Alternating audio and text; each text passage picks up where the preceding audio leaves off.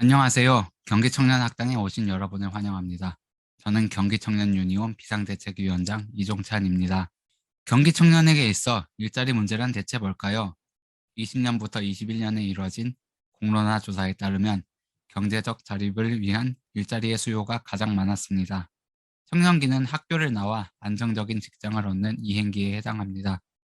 단기적으로 청년 실업 문제는 최근의 코로나19 감염병 사태를 원인으로 들 수 있겠으나 장기적으로는 98년 IMF, 신자유주의, 구조조정, 인구구조 변화 등이 원인입니다. 사실 장기적 이슈를 보면 청년 일자리 문제는 완전한 해결이 있을 수 없는 정책입니다. 그러다 보니 청년의 정책 과정 참여 욕구가 나타났습니다. 2004년 청년 실업 해소 특별법으로부터 시작된 청년 일자리 문제에 2013년에 청년세대 구직자 포함 노동조합, 청년 유니온이 나타나는 등 당사자 참여가 나타났고, 이런 움직임이 서울시 청년주당, 청년정책 네트워크, 청년정책협의체, 청년조례, 청년기본법 등 다양한 해답으로 나타났습니다. 청년정책은 당사자로서 문제 해결을 위한 자신들의 답을 내놓는 독립된 개인으로 홀로 서는 길을 찾는 과정이며 청년 일자리 정책은 그 뿌리입니다. 경기도에는 이런 일자리 정책이 있습니다. 약 2천억 가량의 청년 정책 규모에서 일자리 정책은 1,053억 원을 차지하고 있습니다. 구체적인 정책 내용을 생략하고 큰 부류로 뭉뚱그리면 이렇게 정리할 수 있습니다. 경기도 정책에 주목할 만한 지점은 두 가지입니다. 청년 노동 정책이 노동자를 넘어 영세 사업자의 자산 형성에까지 초점을 두는 동시에 청년에 대한 지원이 지역 경제와 함께 할 수 있도록 짜여 있다는 점입니다. 후자의 경우는 그대로 한계점이 되기도 합니다. 서울에 비교했을 때 상대적으로 예산이 적고 낙후한 지역을 함께 끌고 가야 하다 보니 이와 함께 할 수 있는 전통적인 일자리 정책이 수립되어 새로운 시대에 맞는 정책이 부족합니다. 서울시에 비해 전체적으로 열세입니다. 정책을 뒷받침하는 예산이 상대적으로 빈곤하기도 하지만 청년 정책을 뒷받침할 인력풀도 상대적으로 부족합니다. 하지만 이런 사실을 알아차리긴 어려운 편입니다. 비정규직 공정수당 등 가격대 성능비가 좋은 킬러 콘텐츠로 만회해 왔기 때문입니다. 이것이 가격대 성능비가 좋은 이유는 논쟁적인 동시에 많은 지원 대상에게 정책적인 효용감을 이미 주었거나 줄 것으로 예상되기 때문입니다.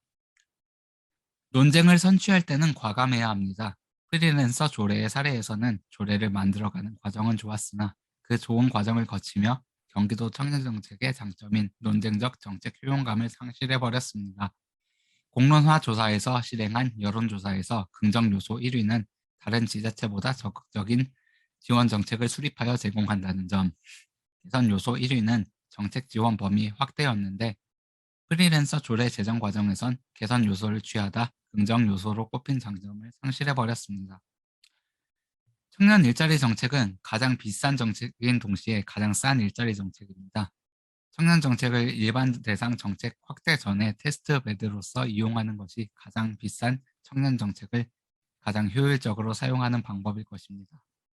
프리랜서 조례의 경우 정책 실험을 생략하는 바람에 장점을 살릴 수 있는지 검증하지 못하였고 그저 그런 조례가 된 상태입니다.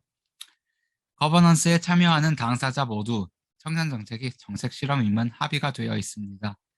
그렇다면 이미 조성된 테스트베드를 논쟁적 정책 효용감의 실험장으로 유용하게 활용해야 할 것입니다. 만약 취업과 창업의 경계를 허무는 일자리 중심 정책을 추진한다면 어떨까요? 전국민 고용보험 플랜에서 이제 도입 단계인 프리랜서를 넘어 가장 나중 단계에 놓인 자영업자까지의 적용을 경기도가 먼저 시행해서 사회적 논의를 이끌어낼 수 있지 않을까요? 이러면 어떤 형식으로든 일하는 사람에 대해선 합당한 보호를 할 수 있지 않을까요? 경기도 주식회사가 도내 창업지원사업 수혜자의 주식을 보유하는 투자자가 되면 어떨까요?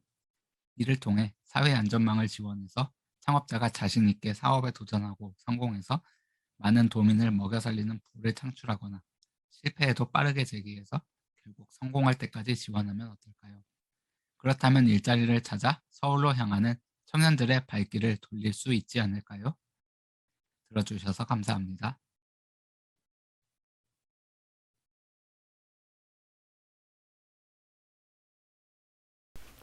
안녕하세요. 경기청년학당에 오신 여러분을 환영합니다. 저는 모두들 청년주거협동조합의 이사장이자 소셜벤처피스의 대표이사를 맡고 있는 김현석입니다. 다들 알다시피 청년에게 주거정책은 매우 중요합니다. 여러 가지 이유가 있겠지만 안정적인 주거는 정주를 만들기 때문입니다. 일정한 곳에 자리 잡고 산다는 뜻의 정주는 현재 대한민국의 굵직한 이슈인 소극적인 정치 참여, 낮은 출산율, 가속화되는 지역 소멸 모두와 관련이 있다고 할 수 있습니다. 어찌 보면 자연스러운 이유인데요.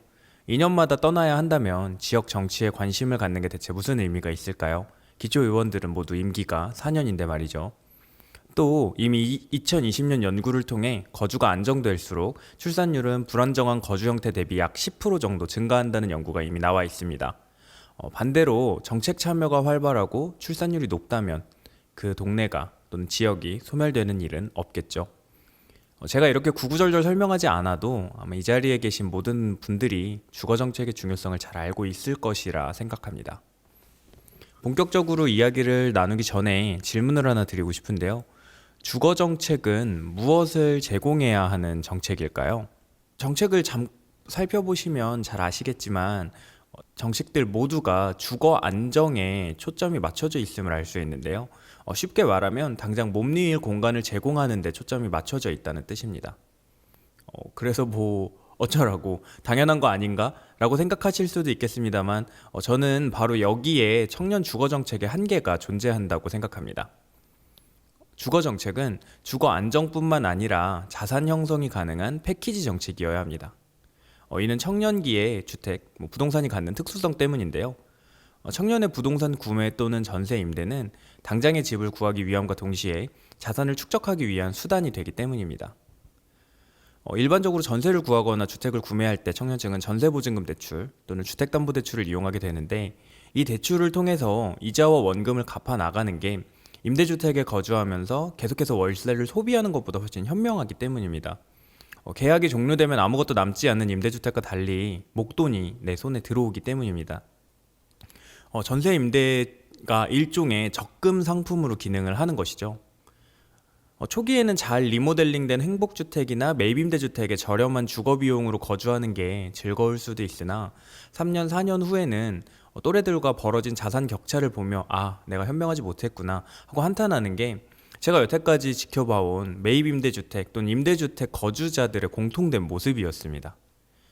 실제 여론조사를 살펴보면 전세보증금 대출 지원 및 주택 매입을 위한 대출 지원 욕구가 약 75%에 해당하는 것을 보실 수 있는데요. 이는 청년들의 자산 형성 욕구에 대한 방증이기도 하며 또 최근 있었던 청년 희망적금 통장의 대란, 또 내일채움공제의 인기 또한 같은 맥락으로 보시면 되겠습니다. 청년들의 자산 형성 욕구가 생각보다 크다는 점으로 이해하셔야 되겠습니다. 물론 당장의 긴급 주거 안정도 매우 중요합니다. 하지만 이를 바탕으로 국가에서 모든 생애 주기에 임대주택을 제공한다는 것은 글쎄요, 솔직히 저는 잘 모르겠습니다. 저는 2022년 대선 패배의 가장 큰 원인이 부동산에 있다고 생각하는 사람이라서요. 제가 주거 운동을 하면서 가장 많이 들었던 슬로건이 집은 사는 것이 아니라 사는 것이다 라는 구호였는데요. 저는 이것이 관념에 불과하다고 생각합니다. 특히 시민사회 구성원이 되기 위해 즉 시민권을 획득하기 위해 사회적 자산, 경제적 자산, 그리고 문화적 자산을 형성해야 되는 청년의 이행기 특성과 평생 벌어서 부동산 하나 끼고 노후를 맞이해야 하는 금융후진국, 대한민국의 현실을 무시하면 안 된다고 생각합니다. 물론 장기적으로는 국가가 모든 시민을 책임지는 완벽한 복지국가로 나아가는 게 비전일 수 있겠습니다만 그 과도기에 있는 우리는 임대주택에 거주하는 것이 자산 형성에 도움이 될 수 있도록 돕는 정책이 필요하다고 생각합니다. 그래서 주거정책은, 특히 청년 주거정책은 자산 형성을 도와주는 정책과 패키지로 제공되어야 한다고 생각합니다. 네, 이상 시간상 이야기는 여기까지 하도록 하겠습니다. 감사합니다.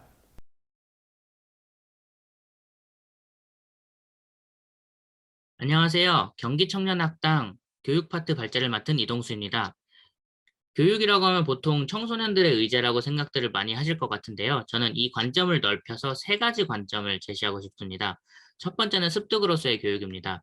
여기에 해당되는 정책들은 취업을 위한 다양한 교육과 지원이 될 거고요. 두 번째는 함양으로서의 교육입니다.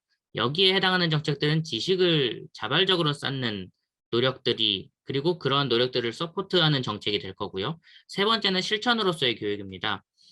리빙랩이라는 개념도 요즘 많이 등장하는데요. 이런 실천적 지식을 위한 다양한 시도와 기회들을 만들어주는 정책들이 될 것 같습니다. 청년들의 교육의제라는 것은 청소년하고 다르게 성인이 된 독립적인 주체들을 대상으로 하게 되고요.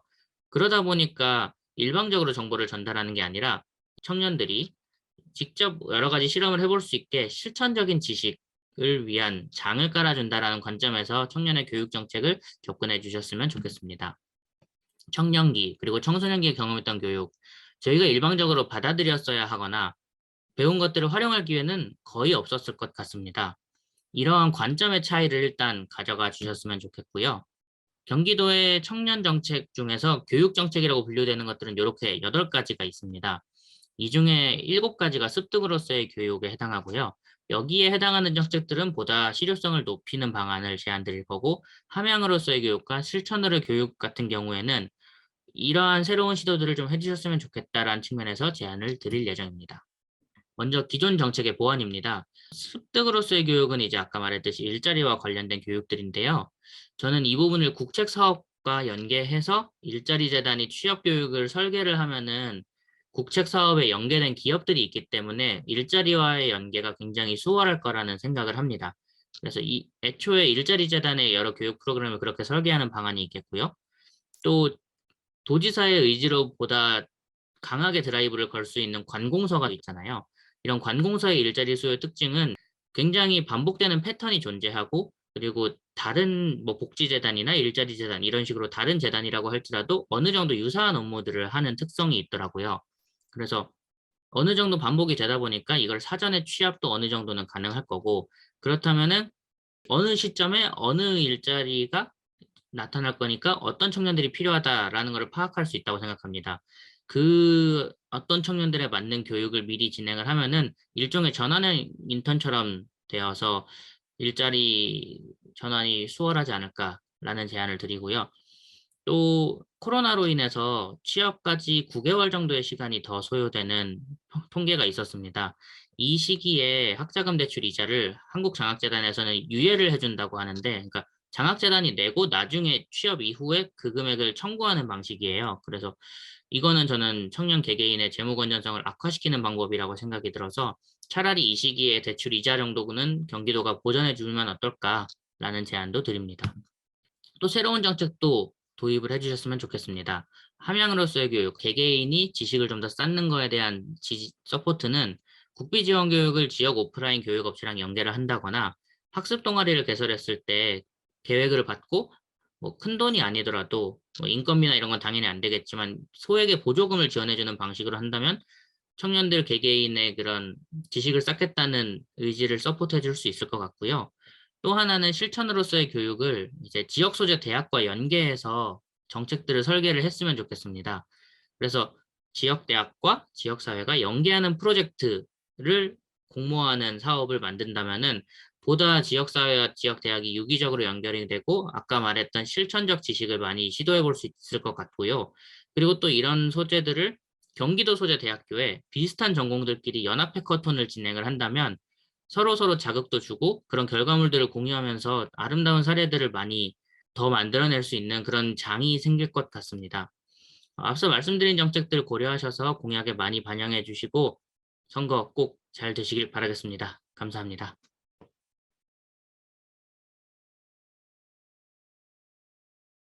안녕하십니까. 저는 서울 청년 정책 네트워크 사회안전망국가 송연청이라고 합니다. 현재 청년 복지란 무엇이라고 생각하시나요? 저는 가장 중요한 사회 안전망이라고 생각합니다. 그런 사회 안전망 중에서도 청년들이 놓인 그 복지 사각지대들이 있는데 이들은 은둔형 외톨이, 영케어러, 영 어처트 케어러, 청년 고독사로 이야기를 합니다. 제가 선정한 이 3가지 외에도 청년 복지 사각지대가 분명히 있을 거라 생각합니다. 현재 지금 복지 사각지대에 놓인 이 3가지 분야들은 정확한 통계조차 없고 전부 추산으로만 존재하고 있습니다.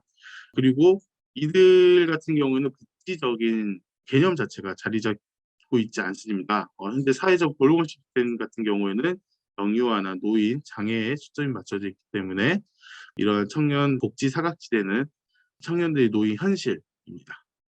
경기도 청년 복지 정책에 대해서 간단하게 이야기 드리자고 하면은 대출 이자 지원이라든지 보험 가입, 자립 지원금 혹은 청년 기본 소득과 같은 금융적인 복지 서비스들이 존재를 하고요. 그리고 생애 최초 국민연금 가입이라든지 정신건강 강화 서비스, 그리고 퇴소 보호 아동 자립 정책 지원금, 그리고 보호 종료 아동에 대한 자립 수당 지원 같이 특정한 상황에 놓인 청년들에 대해서 복지적 그리고 혹은 금융적 서비스가 현재 제공되고 있고 굉장히 이것을 좀 잘하고 있는 복지 사업이라고 생각합니다. 경기 청년 복지의 한계를 이제 한 가지 정책으로 예를 들어서 설명을 드리겠습니다. 앞서 아까 얘기했던 마음건강 지원 사업 같은 경우에는 청년들이 나는 마음 건강이 좀 힘들다. 내가 정신적으로나 혹은 심리적으로 좀 견디기 힘들다라고 지금 응답한 경우가 보시면 매우 나쁨 포함해서 30%가 넘어갑니다. 근데 아래를 보시면은 상담수의 경험이 있냐, 혹은 인지를 하냐라는 거는 상담수의 경험은 7%가량, 한 6.8%밖에 안 되고요. 내가 이런 사업을 알고 있다. 그렇게 응답한 경우는 현재 지금 70%가량, 비인지 68% 정도밖에 되지 않습니다. 이러한 그 경우가 된 것은 아무래도 마음건강 서비스 같은 경우에는 직접 청년이 상담을 받으러 가야 되는 상황이고, 그리고 상담사가 직접 방문하는 경우가 아니기 때문에 대상자들의 접근성이 아무래도 좀 떨어질 수밖에 없습니다. 경기 청년 복지 청년 포탈 이런 데서도 상담을 온라인으로 신청할 수 있고 이런 시스템 구축이 돼 있지만은 그거에 대한 정보가 없기 때문에 현재 대상자들의 접근이 떨어진다라고 생각을 하고요. 아무리 이제 청년들이 30% 정도 필요하다라고 하지만 이분들을 전부 다 상담할 수 있는 그런 전문가 인력들이 굉장히 부족한 상황입니다. 이건 이제 마음 건강뿐만 아니라 다른 어떤 청년의 복지에 대한 개념을 갖고 있는 전문 인력들이 전체적으로 부족하기 때문에 이러한 전문 인력이 충원이 필요하다. 그리고 앞서 말했지만은 홍보가 굉장히 부족합니다. 아까 얘기한 것처럼 인지나 수혜를 받은 적이 있냐는 경험에서 없다고 이야기한 경우가 70%가 넘어가기 때문에 이러한 경우 또한 좀 홍보를 조금 더 적극적으로 해야 할 사항입니다. 그리고 아까 복지의 현실에서 이야기 드렸다시피 청년이 관여한 복지의 대상인가 하는 공급자도 그렇고 대상자도 그렇고 하는 그런 인식에 대한 부족이 있습니다. 그래서 이러한 청년이 복지 사각지대에 놓였고 복지 대상 중 하나라는 인식 자체가 필요합니다. 제가 드리는 복지 제언은 총 4가지입니다. 청년들이 직접 찾아오는 서비스뿐만 아니라 저희가 직접 찾아가는 경기도에서 직접 청년들에게 다가갈 수 있는 그런 복지 플래너들이 필요합니다. 이런 복지 플래너들이 청년의 복지 사각지대를 직접 발굴하고 직접 케어하고 그리고 이들이 복지 사각지대에 직접 놓였다라고 생각하는 그런 전문가들을 보충하여 케어함으로써 맞춤형 서비스 제공을 드리는 게 맞다고 생각을 하고요. 그리고 사회 안전망의 참여 문턱 낮추기는 마음 건강 같은 경우에는 본인이 정신적인 질환이 있다라는 것을 굉장히 조금 꺼려하는 경향들이 있습니다. 이런 질병이 있다고 해서 사회적으로 문제가 없다, 사회적으로 좀 도와줄 수 있다라는 그런 개념 자체를 교육을 시켜줘야 할 필요성이 있습니다. 본인들이 직접 신청을 할 수 있는 복지 플랫폼이 제대로 구축이 되고 홍보가 되어 있어야 하는데 그런 게 조금 부족한 게 아닐까 싶습니다.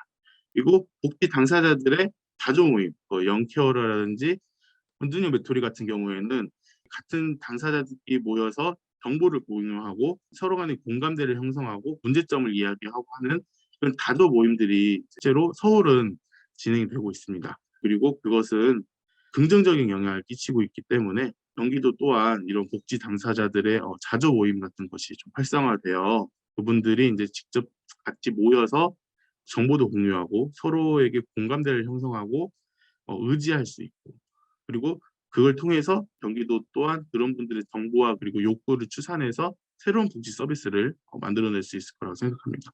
그리고 앞서 말씀드린 것처럼 복지 수혜자들에 대한 정확한 욕구라든지 수요라든지 현재 얼마나 있는지에 대한 조사가 추산으로만 있지 정확한 조사가 하나도 없습니다. 그래서 이런 조사가 조금 더 제대로 되어야만이 대상자들에게 좀 더 맞춤형 복지 서비스를 제공할 수 있을 거라 생각합니다. 저는 여기까지 마치도록 하겠습니다. 감사합니다.